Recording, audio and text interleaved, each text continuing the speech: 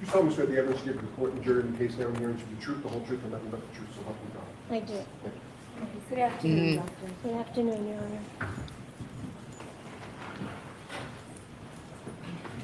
Honor. May I inquire? Yes, and Dr. Lapasata, please speak right into that microphone, I okay? will. Thank you. Doctor, can you please state your full name and spell your last name for the jurors? Yes, Dr. Elizabeth Lapasata, spelled L-A-P-O-S-A-T-A. I'm going to ask you, you have a softer voice. I'm going to ask you to pull that microphone right under your chin, if you don't mind. It's pretty adjustable. Okay. Better? That's better. Okay. That's better.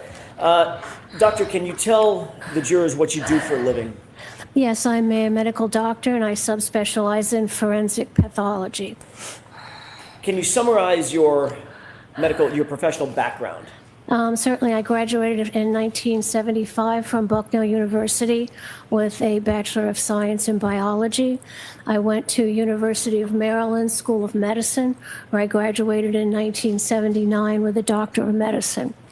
I did my internship and fellowship at Johns Hopkins Hospital in Baltimore, where I studied anatomic pathology, which is the study of the diseases of the body. I then did my subspecialty fellowship in St. Louis in forensic pathology, which is understanding causes of death and injuries to the body. Currently, are you a professor? Yes, I am. And tell us where you work. I own my own independent consulting practice, and I'm also an associate professor at Brown University School of Medicine. How long have you taught at Brown University School of Medicine? Since 1993. And how long have you been a clinical associate professor of pathology either at Brown or before that? Oh, gee, then that would have been since at least in the late 80s. I've been associate professors at the universities and medical schools where I've worked. Doctor, at Brown University, let's take Brown first. What do you teach there? I teach the second-year medical students. I teach a lecture in diseases of the heart, cardiomyopathy, and myocarditis. And I've been asked to give some specialized lectures in toxicology and forensic pathology. Are you responsible for training medical students in the field of forensic pathology? When I was a chief medical examiner, yes, we would have medical students, residents, come into the office so they could learn about what we do to understand cause and circumstances of death. When you first got your medical license, did you then undertake to get certain board certifications and the like? Yes. Before we get to those board certifications, did you begin a practice in forensic pathology in some way or another? After I finished my medical school and my anatomic fellowships and forensic pathology fellowships, then I was working in medical examiners' offices where I was examining deceased people to understand how they died. When you get a medical license, is that statewide or is it nationwide? Usually you get a state medical license. And do you hold a state medical license? Yes. How many? I have an active medical license in Rhode Island where I have my consulting practice, and I have inactive license in Maryland, Delaware, Missouri, Pennsylvania. And you've been previously, at least before they were inactive, you were licensed in all 5 of those states? Yes. You need your bubble, Jimmy. Jimmy. About your college. Put your bubble of protection. Did you mention Bucknell University? Your Bachelor of Science degree? I think I did, yes. At some point after you graduated from the University of Maryland School of Medicine, did you complete any residencies? Yes, I did my residency at, excuse me, at Johns Hopkins Hospital in Baltimore in anatomic pathology. Forensic pathology is different from anatomic pathology, correct? Yes. Did you also do any kind of residency in forensic pathology? Yes, I did a fellowship in forensic pathology. And what is the difference between, if you can sort of take us through that little by little, what is the difference between forensic pathology and anatomic pathology? Anatomic pathology is sort of hospital-based pathology where we understand diseases of patients who are in the hospital and try to make clinical pathologic correlations to see if their diagnoses were correct, if the laboratory tests actually showed what we find at postmortem. And then forensic pathology deals more with understanding why the body stops functioning at a particular time. So that would be cause of death. And that can be sudden unexpected death or death due to violence. And in forensic pathology, is that often associated with testimony in court cases that may deal with either on the civil side or the criminal side, coming in and testifying about things like cause of death and manner of death? Yes. What types of cases did you work on during your forensic pathology residency? Oh, sudden unexpected natural death, gunshot wounds, knife wounds, sudden infant deaths, blunt force trauma, skeletonized remains, decomposed bodies, strangulation, the whole gamut of ways people can die unnaturally. And what type, to contrast that, what types of cases did you work on during your anatomic pathology residency? There you're mainly dealing with natural diseases and understanding heart disease or how somebody gets pneumonia, or looking at the brain to understand if a stroke was present. And that's especially important then to the doctors who are treating those patients, that they can see if the diagnostic tests were appropriate or if their treatments worked. You mentioned fellowship a little earlier in your testimony. What is a fellowship? A fellowship is after you've done your internship and residency. A fellowship is more specialized training, and I did that in forensic pathology. So that answers my next question. You do hold a postgraduate fellowship position, correct? Yes, yes. And that was in forensic pathology specifically? I'm board certified in anatomic and forensic pathology. Were you a research associate at the Department of Pathology and Laboratory Medicine at University of Pennsylvania School of Law? Yes. I'm sorry, School of Medicine? Yes. Old habits. Yeah. What about postdoctoral research fellow? Were you ever a postdoctoral research fellow? Yes, I did. I had an NIH research grant where I worked on, how alcohol affects the heart. Where was that? That was at St. Louis University, and then when I was on staff at the hospital of the University of Pennsylvania in Philadelphia. What about postdoctoral research fellow at dealing with the cardiovascular division of the Department of Medicine at Washington University? Yes, that's where I did research on how alcohol affects the heart.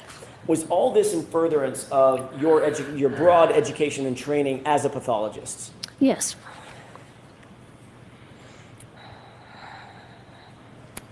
I think you indicated that you have served as a chief medical examiner in answering one of the previous questions. Can you tell me a little bit about that? Yes, I was appointed chief medical examiner for the state of Rhode Island in 1993, where I was responsible for all unexpected, unnatural deaths or deaths that involve violence in the state of Rhode Island. So I had to supervise the office, made sure I have adequate staff, made sure my forensic pathology staff were doing a good job, made sure I had an adequate scene investigative staff. So running the whole office. Is that the highest appointment in the OCME's office? Yes, it is. In that position, did you oversee every single medical examiner in the state of Rhode Island? Yes. Did you also hold a position as the co-chair of Child Fatality Review Committee in the state of Rhode Island? Yes, as part of being chief medical examiner. Tell us a little bit about that. What was that appointment? Well, there's a big concern about infants who die and children who die. So those are reviewed specifically by a group of doctors from the pediatricians and also then the medical examiner's office. So we look at every child and infant death. How long did you serve as the chief medical examiner in the state of Rhode Island? For 12 years. Starting when and ending when? Starting in 1993 and ending in 2005. As the chief medical examiner for Rhode Island, did you ever have the responsibility to work on any mass disaster cases? Unfortunately, yes. Okay, tell us a little bit about that. If you could start with the Egypt Air issue. Yes. excuse me, I'm so sorry. In 1999, the Egypt Air 990 took off from New York airport, and it crashed off the coast of Massachusetts, and 2,065 passengers died. And because of the force of the airplane going into the water, all the bodies were fragmented. Oh. So all the fragments were brought to my Bloody medical hell. examiner's office. They actually Oh. vacuumed the ocean floor, and we had 2,600 some fragmented remains from that airplane crash, and that involved working with FBI, TSA to identify those individuals and understand exactly why they died. What was your role and the role of your staff that you supervised in dealing with those other government agencies, the FBI, the NTSA, other entities, in terms of the fatalities that you did review as a medical examiner, the chief medical examiner of Rhode Island? I dealt with families from around the globe who had relatives on that flight, and then the FBI was looking into what may have caused the crash. The Egyptian government, who owned the airplane, was also there and interested in understanding what happened. And we were also, tasked with identifying everybody who was on the plane and to see if that matched the passenger manifest list. So were there people on the plane who shouldn't have been on the plane? So that sort of thing. In terms of matching that manifest, were you the head of the department for the medical examiner's office that was responsible for trying to figure out who was on the plane and match those remains with the individuals that were on the manifest? Yes, we made the positive forensic identifications and returned the fragmented human remains to their families. Doctor, did you also deal with the tragic station nightclub fire? Yes. In what capacity did you deal with that? Again, this was a nightclub that burned down. It burned down very rapidly with a very hot fire, and that was in Rhode Island, and there were 100 fatalities from that. Wow. So those come to the medical examiner's office. I had my investigator at the scene throughout that time of recovering the bodies, and Yeah. I was charged with determining the identity and the cause of death. Were you successful, or your staff successful, in determining the identity of most of those individuals who perished? Yes, all of them. We worked around the clock for 3 days to get that done. And you were the head of that task, I task was. force. Before you became the chief medical examiner in Rhode Island, did you previously work as a medical examiner under somebody else? Yes. Tell me about that. What was your first post as a assistant medical examiner? My first post was after I did my fellowship training in St. Louis, Missouri. I was an assistant medical examiner for the city of St. Louis. Were you ever an assistant medical examiner in Philadelphia? Yes, so after St. Louis, I moved to Philadelphia, where I was on staff at the hospital of the University of Pennsylvania, and I ran the autopsy service there at the hospital, and I was also an assistant medical examiner for the city of Philadelphia. After that, I was an assistant medical examiner for the state of Delaware, and then I came to Rhode Island as I was chosen to be chief. Dr. Lapasata, can we put dates on that? Assistant medical examiner in St. Louis, from when to when? Do you remember? Oh my, let's see. May I look at my CV? Sure, with the court's permission. Yes. Okay.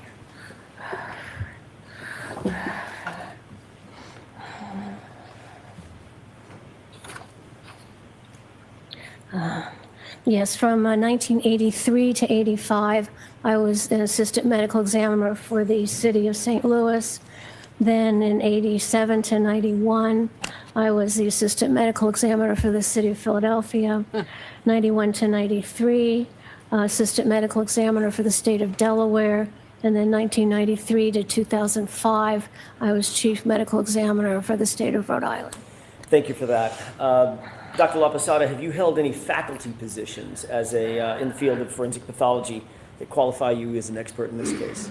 Yes, every medical examiner's office I worked in, I also had faculty appointments to teach medical students and pathology residents. So I had faculty appointments at Washington University School of Medicine in St. Louis, at the Hospital University of Pennsylvania, in Philadelphia, and in Rhode Island. Let's talk about those one at a time. Describe your teaching responsibilities at Brown Medical School, if you wouldn't mind. And that, by the way, that's from 1994 to present, correct? 93 to, well, as a medical examiner, it was 1993 to 2005. And there I would teach the medical students. We had rotations through the medical examiner's office, and also the pathology residents would rotate through the medical examiner's office, where I would teach them how to do a medical legal autopsy, how to understand the cause and manner of death, especially non-natural and traumatic deaths. With regard to your teaching responsibilities specifically, are you still teaching? I'm teaching in the cardiovascular section now, but since I'm not chief of the medical examiner's office, I obviously don't have students rotating through there anymore. Were you a lecturer in the role of medical examiner? Did you do a seminar in that regard at or associated with Brown University School of Medicine? Yes. Did you do some sort of a forensic pathology rotation for pathology residents from 1994 to 1995 in that capacity as well? Yes, we would have the pathology residents who were at the hospital studying anatomic pathology come to the medical examiner's office so they could understand the discipline of forensic pathology. What is cardiomyopathy?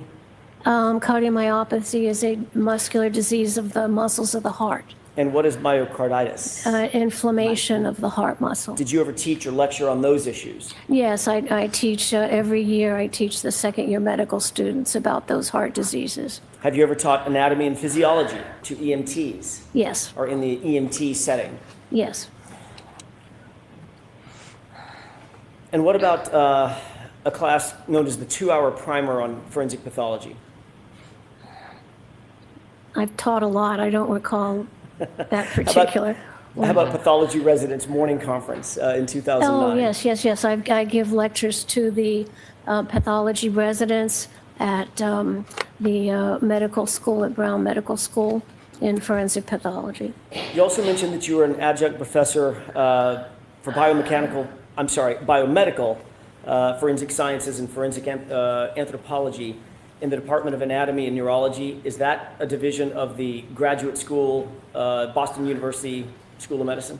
Yes, I taught in the master's program in the medical school at Boston University School of Medicine for a master's in forensic science, where I taught a 40-hour course on forensic pathology and another 40-hour course on medical legal death investigation. Were you actually the course director in that position? Yes, And were you also a course director in medical legal death investigation from 2006 to 2013? yes. And what about a course director in forensic toxicology from 2006 to 2012? Correct.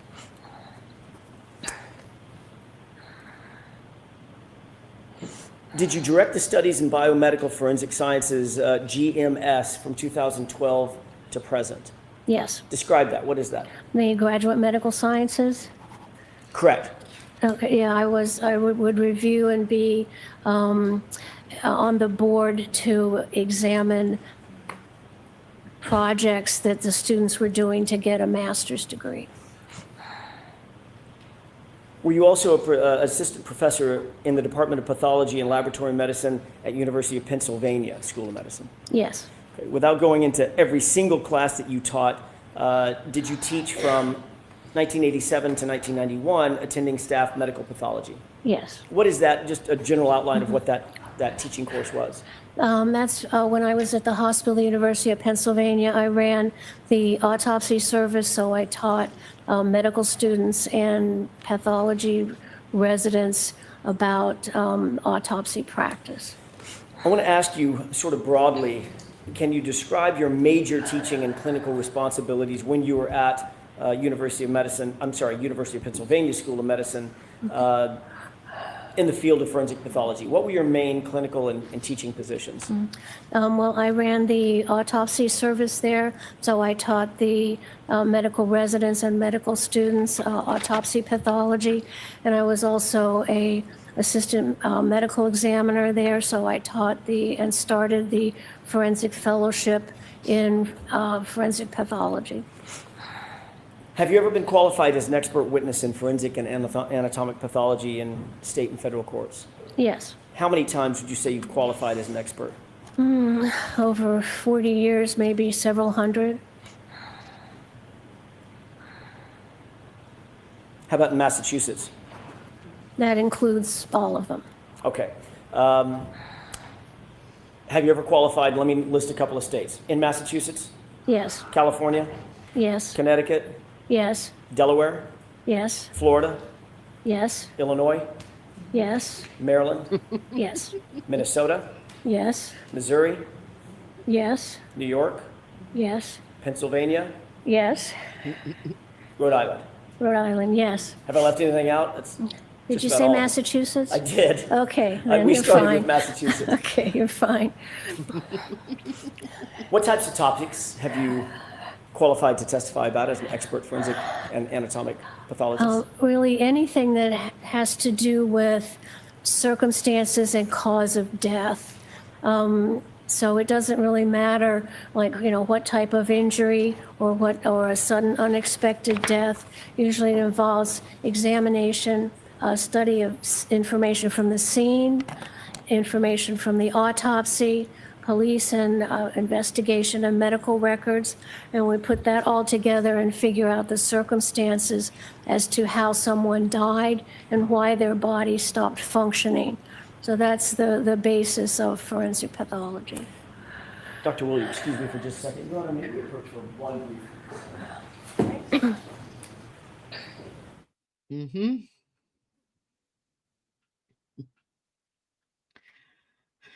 Oh,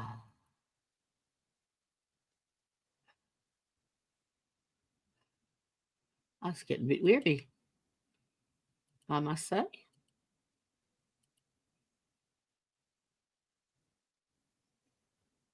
My bowls of soup were absolutely delicious, though.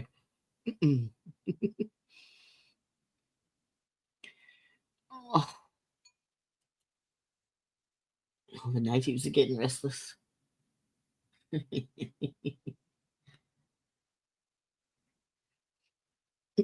They'll be wanting their breakfast early, no doubt. Little turds.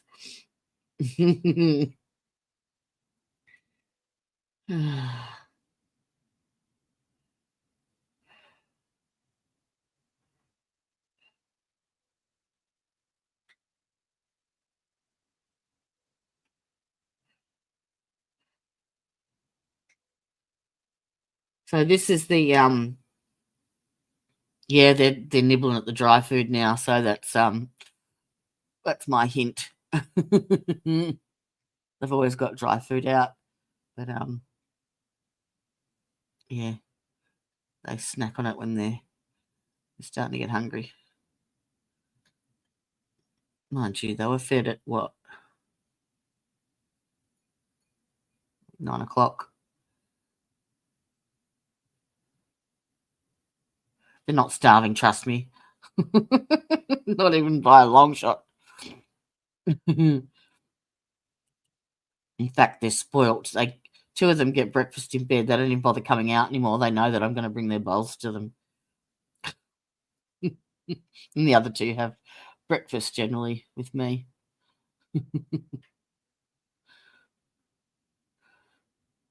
Funny. Funny, funny.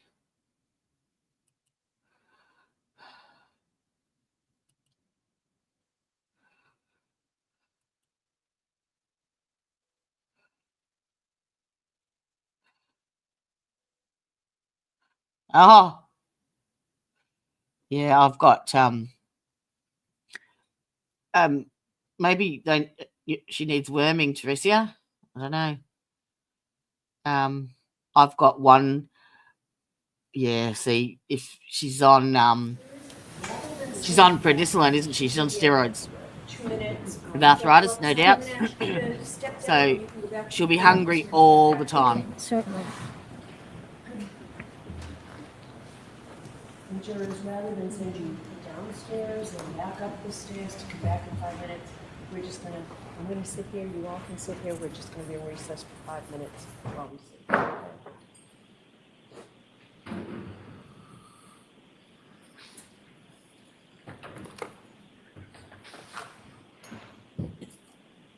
What the fuck's going on now?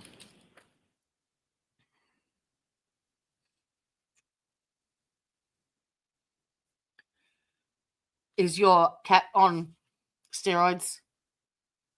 Better have?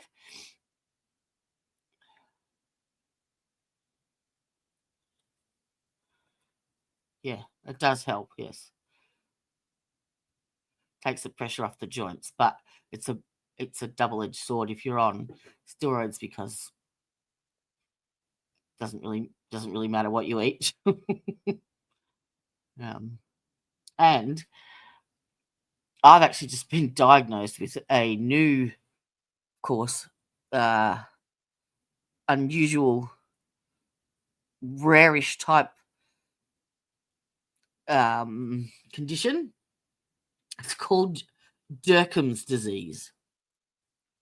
Now, so it's basically so when it's a connective tissue disorder, but it's to be continued. You can have a seat here.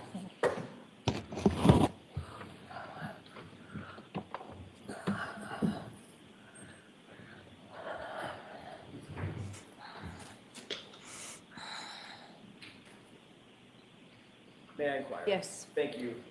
Dr. Lapasata, you mentioned several topics about which you testified and qualified as an expert. Testified about it as an expert in several different states, several different courtrooms. Have you been qualified as an expert by those courts in those topics about which you just discussed? Yes. Do you hold any specialty certifications in the field of forensic pathology? Well, I'm board certified in forensic pathology. What about the American Board of Pathology? Yes, the American Board of Pathology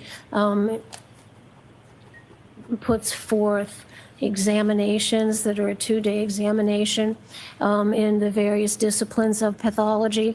And if you successfully complete those examinations, then you become a diplomat of the American Board of Pathology in whichever subspecialty you're in. And I became a diplomat in the subspecialty of anatomic and forensic pathology. What about a certification in basic bloodstain pattern analysis, the International Association of Identification? Yes, I had a week-long course in understanding blood pattern analysis. Can you tell us a little bit about the National Registry Emergency Medical Technician certification that you hold? Yes, I took training to become an EMT. Have you received a number of honors and awards in the field of forensic pathology? I have. What do those awards include? May I look at my CV again? Sure. Thank you.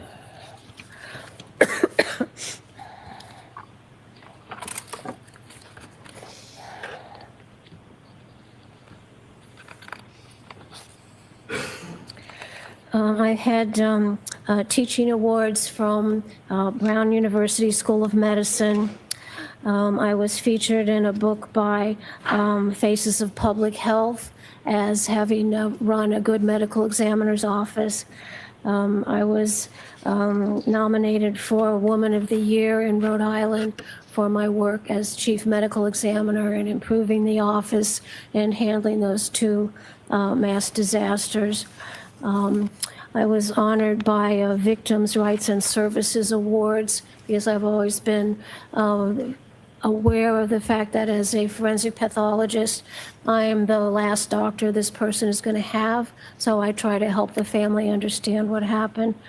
I was honored for my work in the mass disaster in Egypt Air 990 plane crash.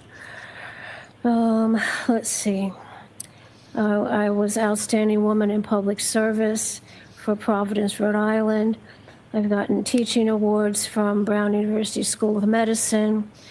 I was elected to the Board of Trustees in the Delaware SIDS Foundation and the Philadelphia SIDS Foundation.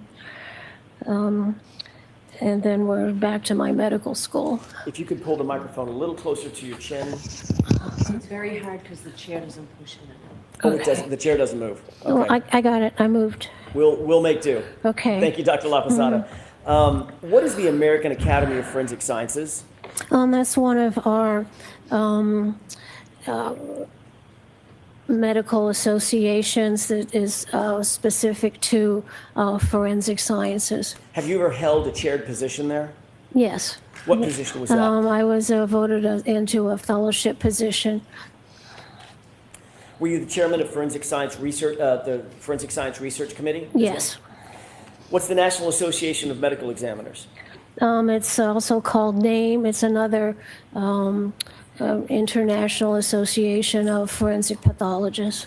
Were you a member of that organization? Yes. And at some point, did you get elected to the board of directors for that organization? Yes, And ultimately, did you become a fellow for that organization? I did. What is the American Society of Clinical Pathologists? That's a society that is for people who practice anatomic pathology and understand how to interpret laboratory results and biopsies. Did you become a fellow in 1991 until present for that organization? Yes. What's the difference between a member and a fellow? A member is a lower level, and then you can be promoted to fellow if the board of directors feels that you've contributed in your field.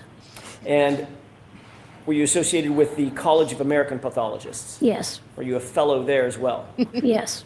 What about the World Association for Medical Law? Yes. What about the American Association for Clinical Chemistry? Yes, I'm a member. Rhode Island Medical Women's Association, what is that?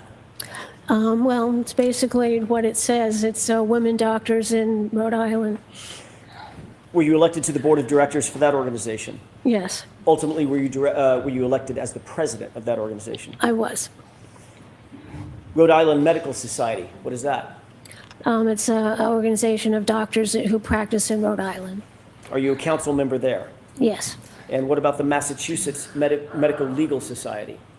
Yes, I was a member there. They have disbanded since. It doesn't exist anymore? No.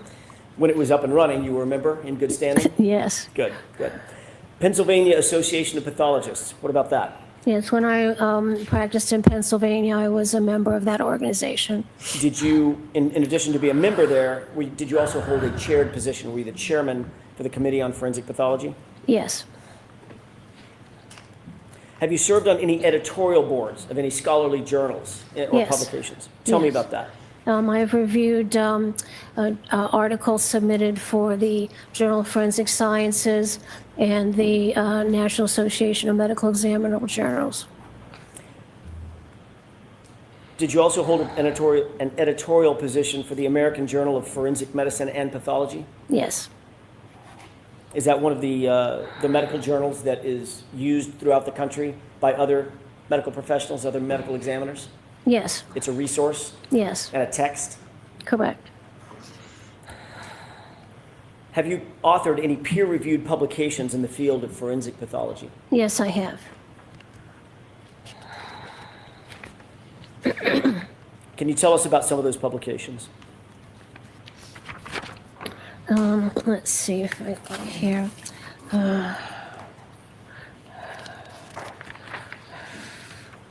Yeah, I've written chapters in textbooks about medical legal death investigation and forensic pathology. I've published articles involving alcohol metabolism, some drugs, cocaine. Let's see. Alcohol metabolism in the heart, I mentioned. Let's see. And so I've published 22 papers, and I've written several chapters. You already said that you're a board-certified double board certified in anatomic and forensic pathology. Is that correct? Yes. Now that you've gone through your education, training, background, publications, teaching positions, and chairs that you've held, I want to ask you a really simple question. What does a forensic pathologist do? Yeah. We are the last doctor that the dead person has, and we figure out what happened to the body to cause their death. And we sign the death certificate that says how the body came to die and also indicates the circumstances under which the death occurred. Are medical examiners also tasked with determining both manner and cause, not just one or the other? Both, yes. What is the manner of death and how is it distinguished from the cause of death? The cause of death is what happens to the body to cause it to stop functioning. And the manner of death refers to circumstances under which the death occurred. So there's hundreds of thousands of causes of death or why the body stops functioning, but there's only a few manners of death, which would be natural, accident, suicide, homicide, or undetermined. Those 5 main categories of manner of death, is that the responsibility or one of the responsibilities of a forensic medical examiner to determine that the death fits into one of those 5 categories? Correct. What does it mean when the death is deemed undetermined? Now, when the manner of death is undetermined, that means at the time the death certificate was signed, there was not enough information to put it into either accident, natural, suicide, or homicide. So at the time the death certificate was signed, there was not enough information to put it into one of those other categories. It doesn't mean that if more investigation takes place, then you might be able to put it in one of those other categories. If a manner of death is deemed at a particular time undetermined, at that time, it's because it lacks sufficient additional information. Is that correct?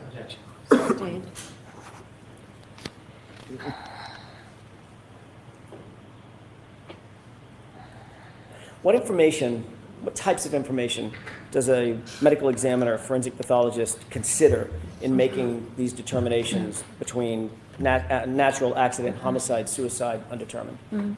Well, first you have the findings from the examination of the body. So that's sort of a starting place to see what happened to the body. Then you need to also look at the scene investigation. You need to look at any police reports and witness statements, and also medical history of the deceased.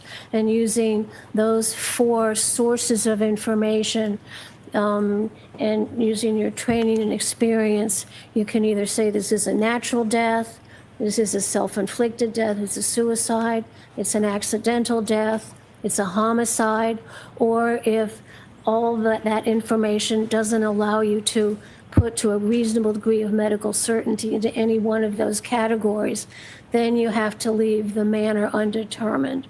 And if more information becomes available later, then you can change that death certificate. What if no more information comes available later? It just stays as undetermined. There are cases where there's just not enough information to put it in one of those other categories.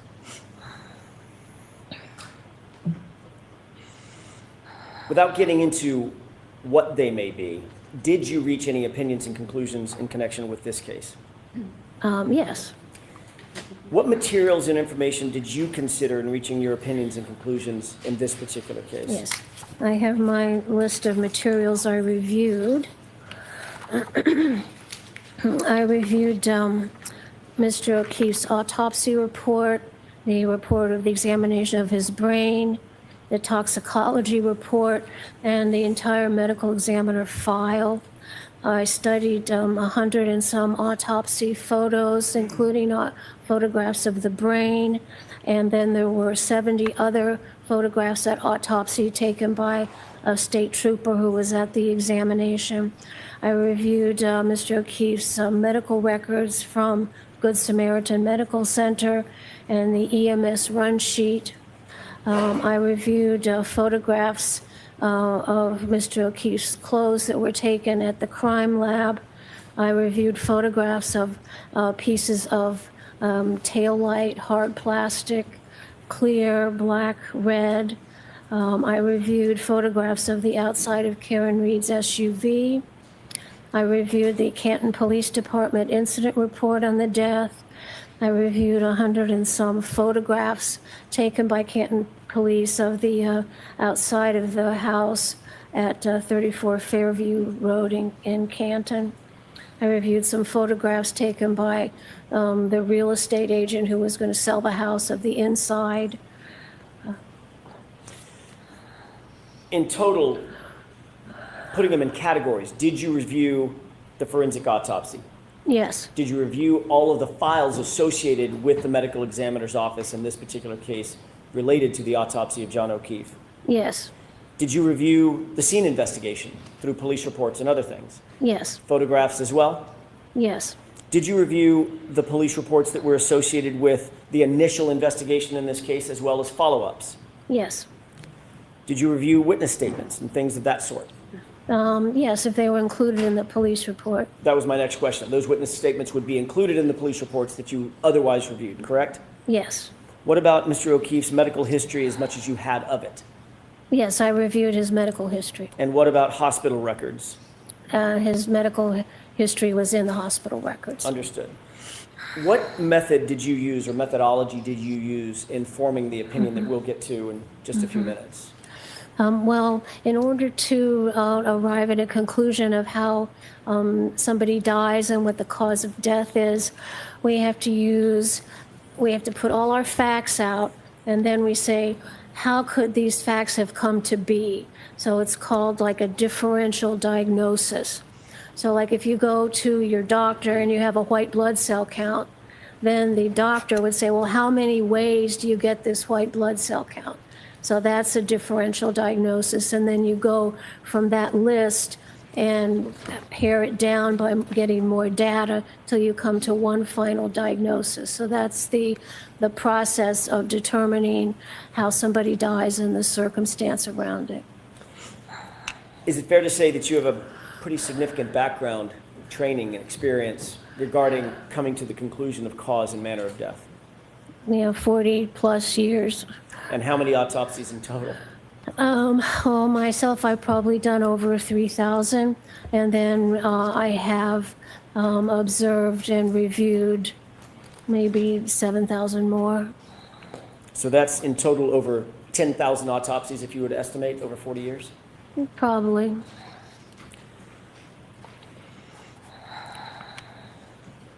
In addition to just autopsies, how many death investigations, separate and apart from autopsies, have you been involved with?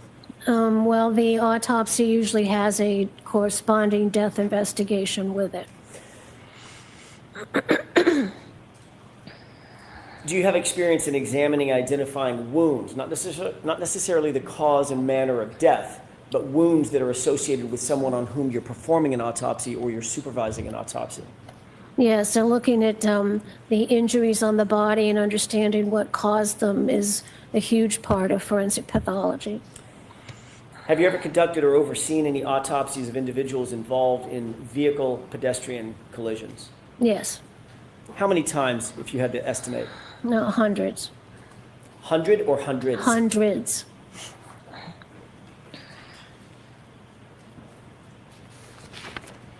When was it that you first started training on the issue of wound pattern recognition that helps assist you with coming to your conclusions, whether it be auto pedestrian incidents or otherwise? Yeah, well, understanding wound patterns and injuries is a big part of forensic pathology because we want to identify what caused a particular pattern. So understanding that whole complex bag of injuries begins when you start your forensic pathology training, which was when I started back in '81. In addition to the cause of death, which might be a gunshot, something, does the pathologist also undertake an examination of the rest of the body that's not so obvious, other wounds, etc., that might tell a more defined story? Yes, we look at the entire body, we look at the clothing, we look at the outside of the body, then we do the internal examination in order to understand not only why the body stopped functioning, which is the cause of death, but also things that could have contributed to it or helped to understand the circumstances around how that death occurred. When you say the body, you mentioned the clothing. Why is the clothing important? Is that part of the body for a forensic medical examiner? Oh, yes, it is. You always have to look at the clothing because it has materials on it that may be important as to how injuries occurred. So it's every time you do an autopsy, you have to always make sure you have the clothing. Many times it would have been taken off at the hospital, but then I would always ask my staff, tell the police, we've got to get the clothes, have to look at the clothes. What is a gross examination? A gross examination is not actually like gross, grotesque, but it means like without microscopes. It means just looking with your naked eye. Is it important to look at a body, a deceased person, when you're conducting an autopsy from head to toe for outside obvious wounds that you can see on the gross anatomy outside? Oh, yes, and also to collect any trace evidence that may be present on the body. Are forensic medical examiners trained to do that? Oh, yes, Are you trained to do that? absolutely. In addition to a gross examination on the outside of the body, is it also important to look on the inside of the body? Yes, Are there wounds and injuries that might be hidden by the dermis, for instance, the skin, that might not be so obvious on a gross examination of a body? yes, you have to look inside the body. And what's the mechanism of doing that? Excuse me. We make surgical incisions in the body so we can examine the brain, the neck, all the organs in the chest, all the organs in the abdomen, and depending on the case, we may make incisions in the arms and legs to look for evidence of injuries. What about x-rays? Are x-rays an important part of an examination in an autopsy? Yes, they're usually done before the autopsy is started, and we look for changes in the bones or any foreign material that might be present in the body, like a bullet.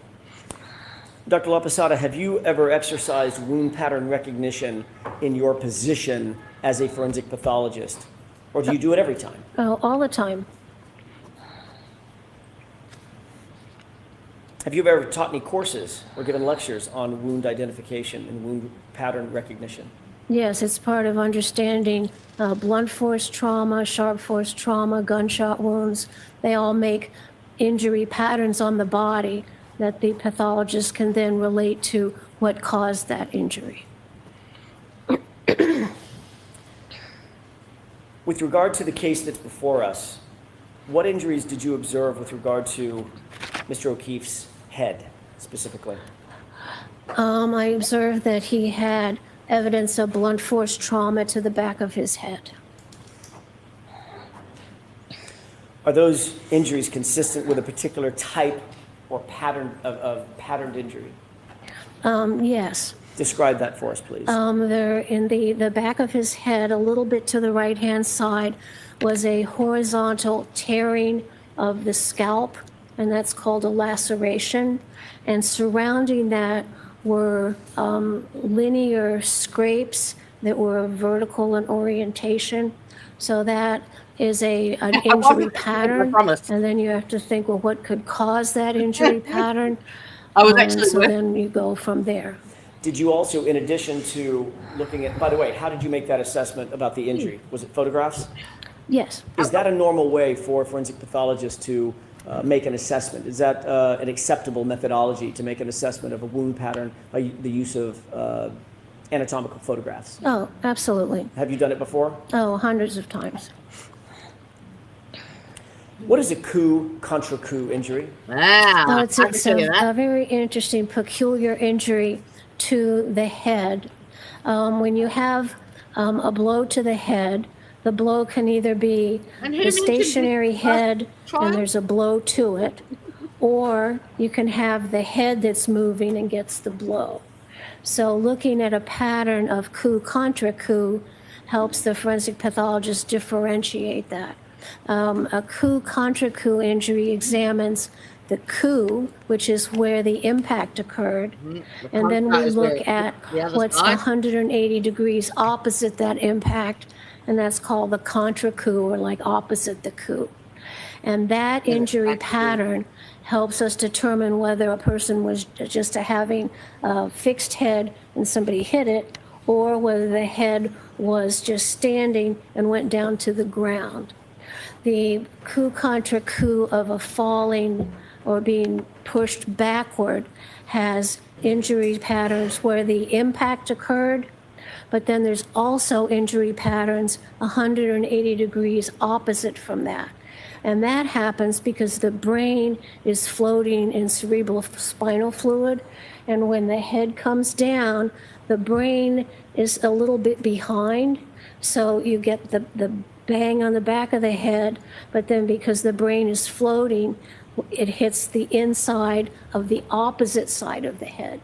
And so that makes the contra coup pattern, and that tells us that there's been a fall backwards and hitting the head. Is that consistent, a coup contra, just in general, a coup contra coup injury, consistent with a linear acceleration of the head by a fall, an unbroken fall straight back? Correct. There's also some angular force in that as well. Understood. In order to determine whether or not Mr. O'Keefe suffered from a coup contra coup injury, can that be done by a gross examination, or does it have to be surgical?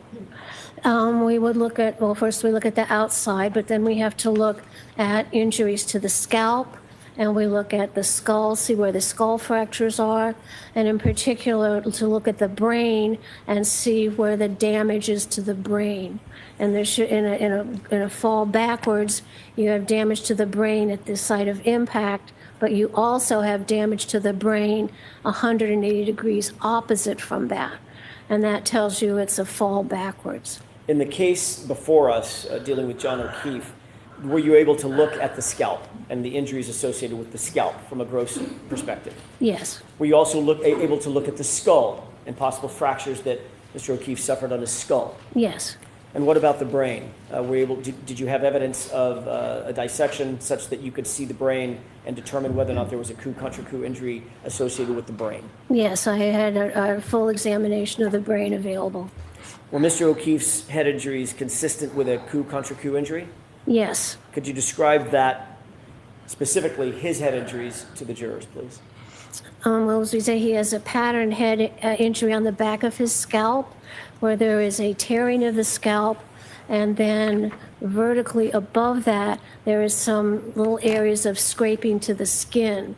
So that tells me that Mr. O'Keefe went backwards onto something that had a little ridge, but it also had some irregularity to it to cause the different scrapes before you get to the tearing of the scalp. Then when we look at the skull, he had massive skull fractures that originated, started in the back of his head.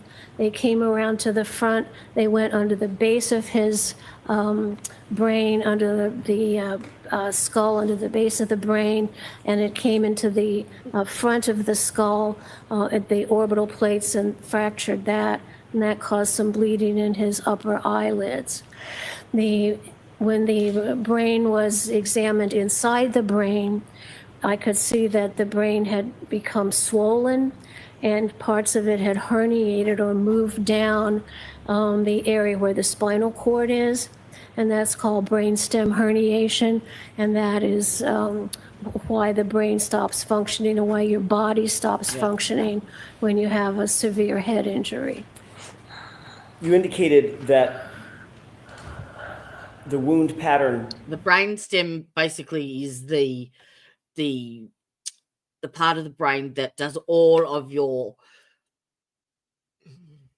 things you don't think about: blinking, breathing, your reflexes, stuff that happens automatically without you even having to think about it. So once the brainstem goes, that's it. But the reason that the brainstem went with John is because of the hemorrhaging in the brain and the skull and the pressure. Obviously, it's come out from the eyes, but it's also gone down towards the the spinal cord, because that's the only two ways it can get out. And the pressure of that constricts the brainstem and cuts off the circulation. That's it. Suggested a ridge or ledged surface. Could Yes. you explain that in more detail, please? Now, I don't understand that, because they said there was it was a non-depressed fracture. No depression. Now they're saying it was a ridged object. So if I were looking at it, I would see the break in the scalp. Then I would see several sort of irregularly placed scrapes of the skin that kind of look like pencil marks. I do And so remember that seeing means that abrasions on something the top, but with if I can granularity find the picture. he hit first, then it moved up a little, broke the scalp, and then moved on a little bit above that. Would you expect to see that if Mr. O'Keefe had fallen backward onto a perfectly flat surface? All right. So that's what she's talking about. And the abrasions she's talking about are above it. That's not the best picture. I'll see if I can find another.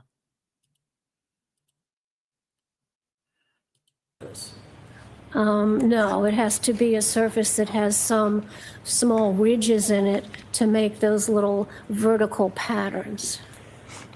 Dr. LaPosata, what is ecchymosis? Ecchymosis is Raccoon a eyes. medical term for bruise.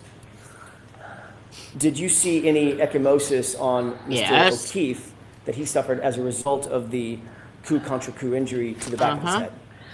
He had a bruise on his brain at the back of the brain and at the front of the brain. What would the outer What would it look let me like? rephrase that. What would you see around his eyes regarding ecchymosis? Yes, when you have, when the brain slaps forcefully against the base of the skull, the delicate bones above the eye break, and that's again the coup contre coup, where the brain slaps forward. And when those delicate bones are broken, there's bleeding, and that bleeding then goes right down into the upper eyelids. So it kind of looks like you have black eyes, but there's not been any punch to the face. It's only come from the skull fracture. That's sometimes called raccoon eyes, because you look like a little raccoon. Did you see any skin injury to either one of Mr. O'Keefe's upper eyelids? Yes, he had a small kind of slit-like defect horizontal on his right upper eyelid. Would the ecchymosis on its own produce that type of injury, that laceration over his right eye? No, the blood seeping down into his upper eyelids was from the skull fractures. Was the laceration above his eyelid on the right side a separate injury altogether? Yes, it was.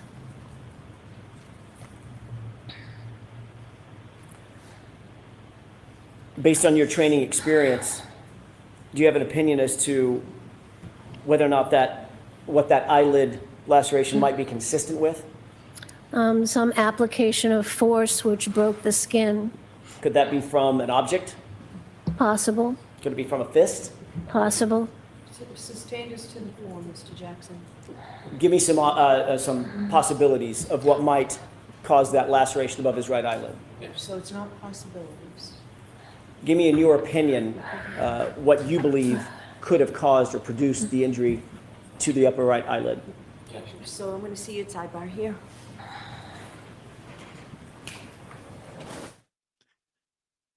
All right. So,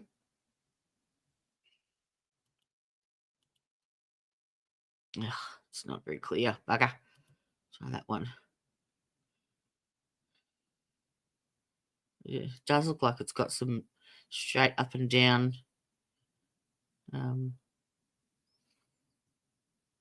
markings to it. These are the ones that I quickly grabbed as a screen grab because these didn't come up in the trial. They came up in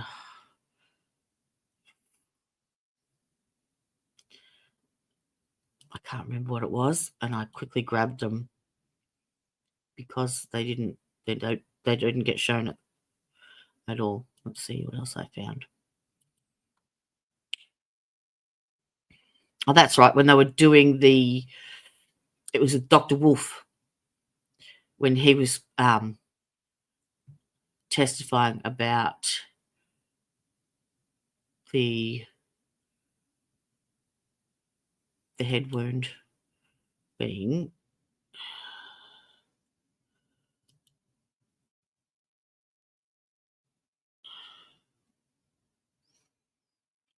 it's awful, isn't it? Poor bugger. But yeah, that definitely looks like it's got some straight up and down markings. Hmm.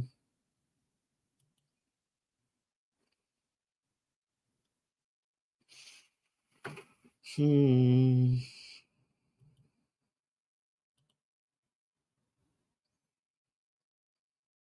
Mm.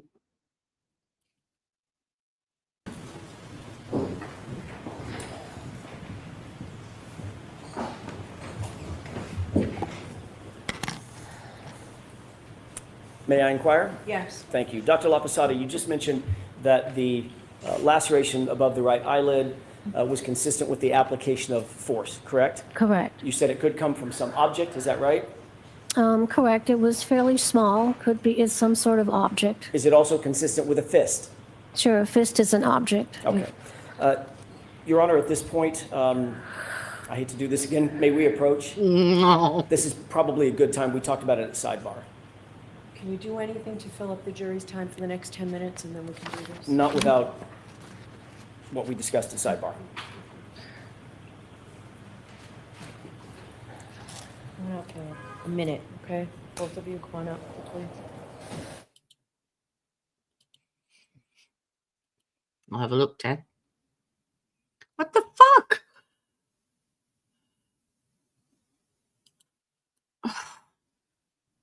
This keeps coming up as an error.